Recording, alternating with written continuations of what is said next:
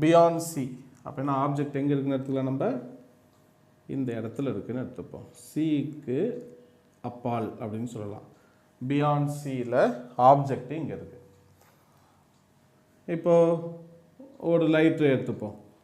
இது parallel to principal axisனால் எங்கே pass ஆகும், பிரின்சிபல் ஃபோக்கஸில் பாஸ் ஆகி போகும். ஃபஸ்ட் ரூல் அப்ளை பண்ணிட்டேன். அடுத்தது தேர்ட் ரூல் அப்ளை பண்ண போகிறேன்.